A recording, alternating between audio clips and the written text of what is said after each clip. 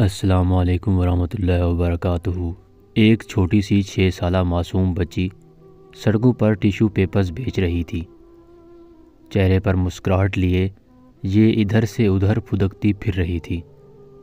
گاہکوں کو آتے دیکھ کر اپنی چھوٹی سی ٹوکری ان کے سامنے کرتی ہوئی کہتی، آپ کو ٹیشو پیپرز چاہیے؟ وہ ایک خاتون کے سامنے سے گزرتی ہے تو دیکھتی ہے وہ رو رہی ہے۔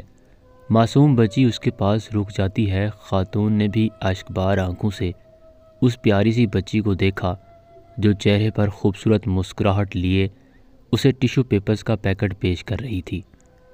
اس نے انجانے میں ٹیشو پیپرز نکالا اور اپنی آنکھوں سے آنسو پونچھنے لگی۔ اس نے اپنے پرس سے ٹیشو پیپرز کی قیمت نکالی اور بچی کو دینے کے لیے دیکھا تو وہ جا چکی تھی۔ وہ چھوٹی سی مسکراتی ہوئی بچی اسے بہت اچھی لگی۔ تھوڑی دور ایک خالی بینچ پڑا تھا، وہ خاتون وہاں جا کر بیٹھ گئی۔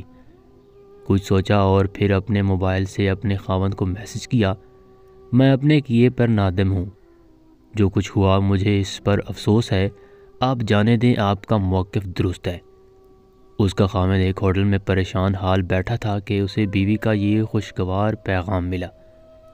اس کے چہرے پر پرسکون مسکراہٹ چھا گئی۔ ان میاں بیوی کے مابین کسی بات پر جھگڑا ہو گیا تھا۔ اس خوشی میں اس نے ویٹر کو بلوایا اور بڑی خوشی سے اسے 50 مصری پاؤنڈ پکڑا کر کہا، یہ تمہارے ہیں۔ ویٹر کو اعتبار نہ آیا اور کہنے لگا، چائے کی قیمت تو صرف 5 پاؤنڈ تھی، باقی تمہاری ٹپ ہے۔ وہ گویا ہوا۔ اب ویٹر کے چہرے پر مسکراہٹ تھی۔ ویٹر کو اتنی بڑی رقم کا ملنا کوئی معمولی بات نہ تھی۔ اس نے ایک فیصلہ کیا اور اس بوڑھی فقیر عورت کے پاس جا پہنچا جو فٹ پاتھ پر کپڑا بچھائے چاکلیٹ اور ٹافیاں بیچ رہی تھی۔ اس نے 1 پاؤنڈ کی چاکلیٹ خریدی اور اسے مسکراتے ہوئے 10 پاؤنڈ پکڑا دیے۔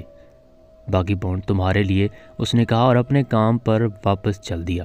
بوڑھی خاتون بار بار اس 10 پاؤنڈ کے نوٹ کی طرف دیکھ رہی تھی جو اسے بغیر کسی محنت اور سلے کے مل گئے تھے۔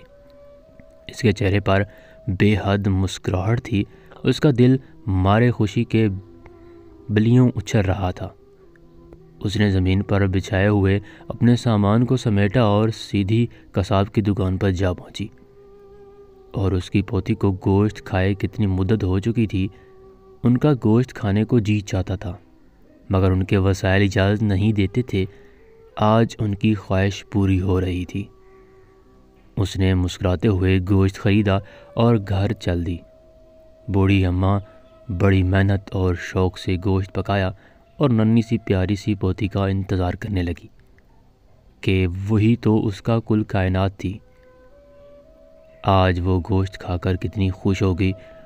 وہ سوچوں میں گم تھی کہ ٹیشو پیپرز بیچنے والی اس کی پوتی مسکراتی ہوئی گھر میں داخل ہوئی۔